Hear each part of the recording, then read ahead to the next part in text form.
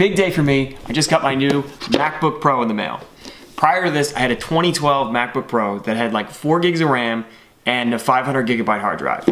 It lasted me for 5 or 6 years. It was a trooper. I spilled water on it. I got sand on it. It was the greatest computer I've ever had. So I decided to buy another one, and I went with the 2017 MacBook Pro. All right, let's unbox this thing. Look at that, it's a thing of beauty. The first thing you notice about this is the weight. It's not light, it's kind of heavy. It's about 3 pounds, but it feels solid. Fortunately or unfortunately, it feels like something you could drop without breaking. So far, this machine has been great. I went with some updated specs. I got 16 gigabytes of RAM and a 256 gigabyte hard drive. I use Final Cut Pro to edit most of my videos. It doesn't overheat, it doesn't seem to slow down. So with the specs I got, Final Cut Pro seems to be running perfectly. Another upgrade is they have this new butterfly keyboard where the keys are much closer to the body of the laptop.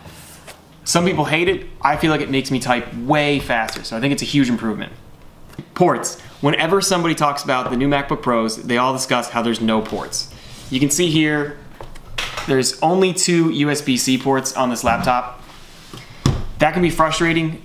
We've given away the SD card, the USB, HDMI, all that stuff. My solution was to get a dongle like most people. I went with this HooToo dongle, and I'll put it in the description below.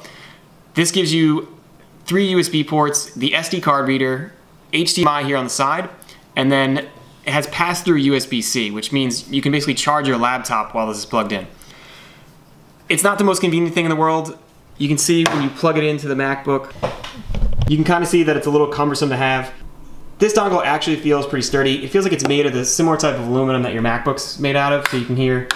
Pretty sturdy actually, it's nice, but like I said before, it's a little inconvenient. You have this cord here hanging off, so if you're sitting on a small desk and you don't have a lot of space, it's kind of a minor inconvenience. I think this is a great laptop. My only 2 criticisms would be they took away the MagSafe charging, which is tough.